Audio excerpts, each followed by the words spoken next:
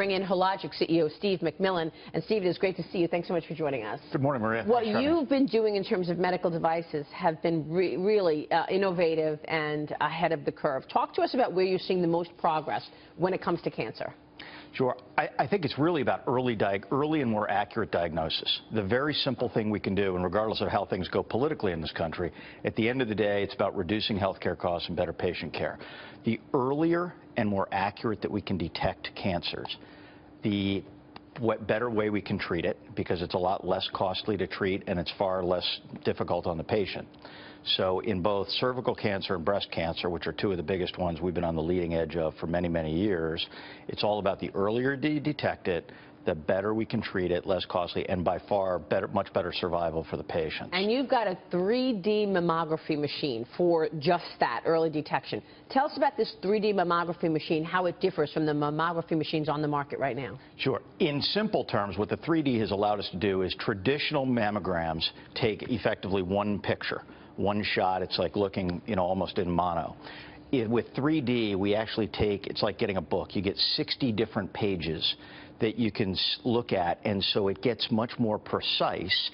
And the great advantage of it is we've been detecting up to 40% more early stage cancers. So again, you want to detect them early. We love being in the space of early. But the other huge benefit of that product has been it's reducing false positives. So it's reducing women that have to go back in and have a painful biopsy, which, by the way, costs a lot of money, causes pain, has them to take off work, recover, all of that.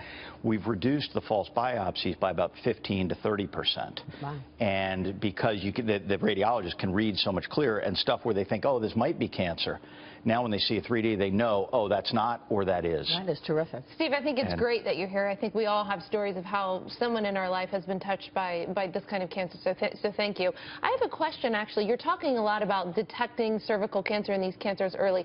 What about prevention? What about the HPV vaccine? If that was mandated for younger women, say in high school, would that help significantly reduce cervical cancer?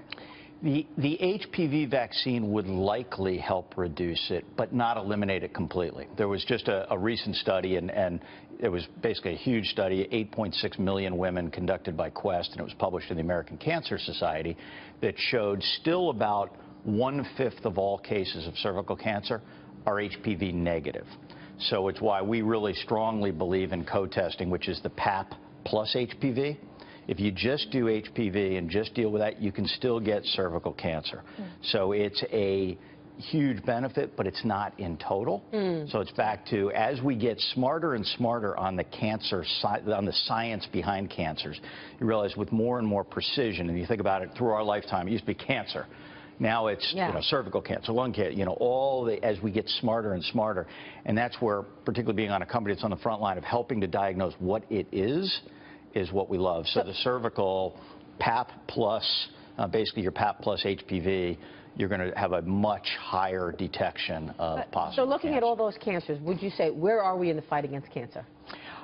I think cancer is shifting. I had the privilege of working for Fred Hassan many years ago, who you know, and I remember Fred saying, actually back in the late 90s, cancer may shift from sort of a terminal, bad thing to something that we start to live with. Manageable. And manageable. And so exactly, the earlier, and so much of it starts with the early detection. Right. That if we catch people early, then we can treat them and it can become manageable. I was with a cervical cancer survivor, a young woman in her early 40s who's now a grandmother, who, we caught it early, treated it, and, she's cancer-free. Wow. And so I think you start to know more and more people. My own mother had breast cancer 18 years ago, living perfectly fine because you catch it early. We love those stories. Yeah, exactly. Joe. That's amazing, and that's what we always want to hear. But a U.S. government experts panel just recommended that breast cancer or mammograms be taken and had at the age of 50 and up on average. But you're talking about early detection, so what do you think about that recommendation?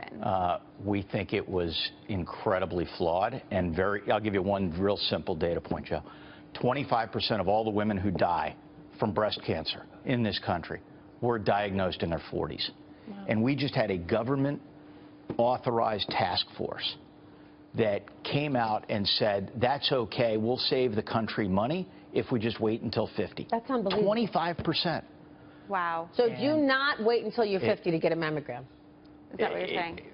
how many people we know? Morgan, you were just mentioning it before we came on air. You know, what's the appropriate age? What's the appropriate age? You know, we think 40, the traditional guidelines of 40, and if there's any potential risk, you know, you were just talking before we came on air, Morgan, about a friend in their 30s. Right. You know, we all know people who would not have made it under these guidelines. So, you know, we're glad Congress actually put in a moratorium. Yeah. On the USPSTF guidelines for a couple of years to, I think, actually recognize that maybe that was a flawed recommendation and to allow more comment period. The funny part about that recommendation, too, they didn't even look at 3D.